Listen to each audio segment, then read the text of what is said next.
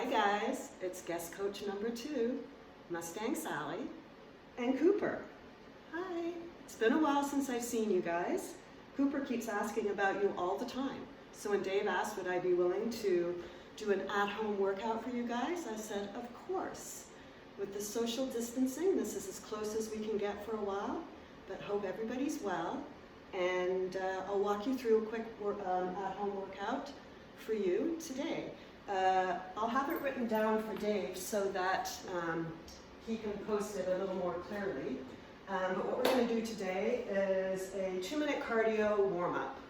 You can run a couple hundred meters. If you have a bike or a rower, go on for 500 meters. If you don't, you could do 100 jumping jacks just to get the heart rate up a little bit.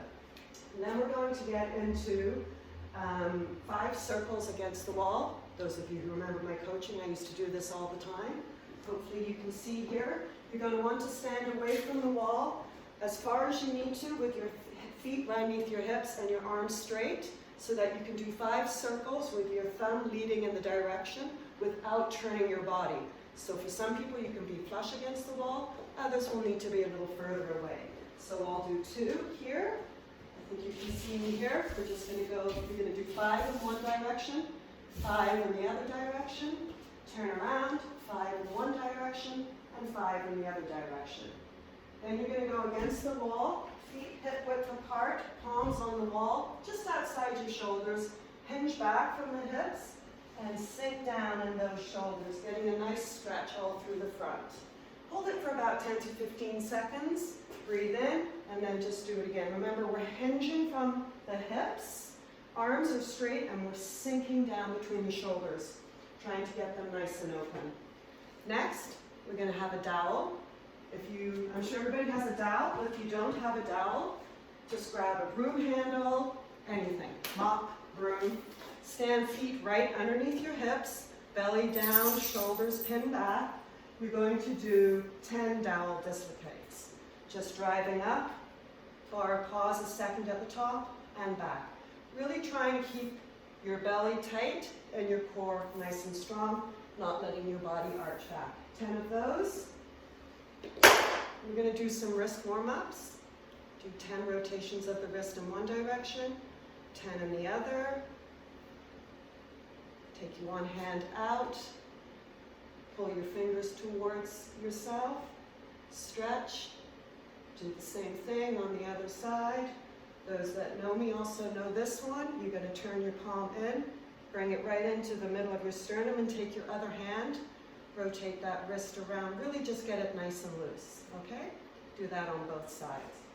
The first thing we're going to do to strengthen our shoulders is Tabata handstand hold. That's 20 seconds on, 10 seconds off, 8 times. If your wrists start to hurt, just take a break. But the idea is going up and kicking up into that handstand. You're going to want to have your hands just outside of your shoulders. Remember, a handstand is basically the same position as our shoulder press. Okay, so when we shoulder press, we have our thumbs basically just on top of our shoulders.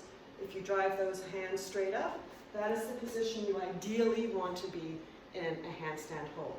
As we kick up to the wall, really try and keep your heels together. Those of you who know me, toes pointed. Toes nice and pointed.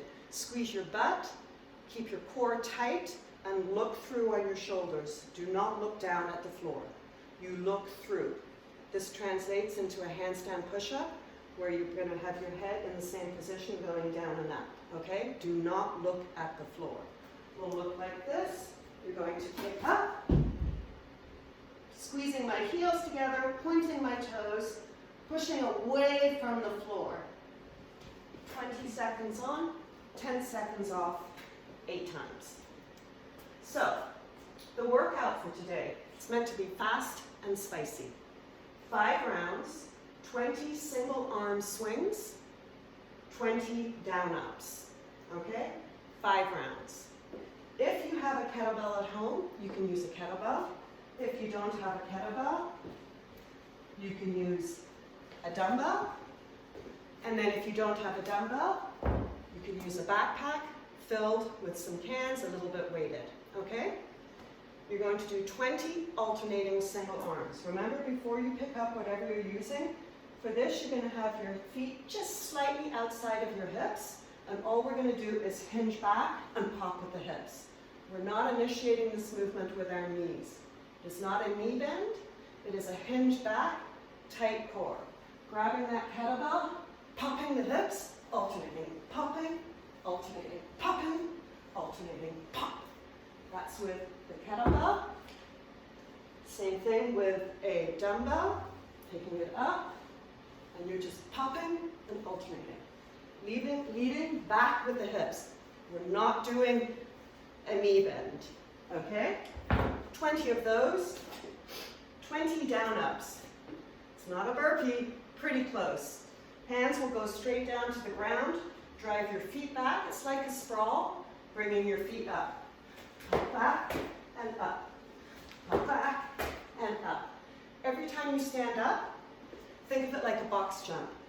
The rep is only over when your hips, when your shoulders are over your hips, which are open. It is not drive back, up. No. Okay? Think of standing up each time. It's 5 rounds, 20, and then 20 down and ups. Meant to be fast, meant to be spicy. You will feel it in your shoulders, your core, and the posterior chain. Okay? To finish it up, Tabata hollow rock. We've got to work on those abs. Tabata hollow rock, once again, 20 seconds on, 10 seconds off, 8 times. Going into my hollow rock. Heels are together. We've just done the handstands previously. You already know what it feels like to have your heels together. Point your toes and really try and press down in the middle of your back. Hands stay right by your ears. This is not a hollow rock. Okay? Staying nice and tight. Shoulders are off the ground the whole time. Rocking back and forth. 20 seconds on, 10 seconds off. I think that's it. What do you say, Cooper? What do you say? Bye for now, guys.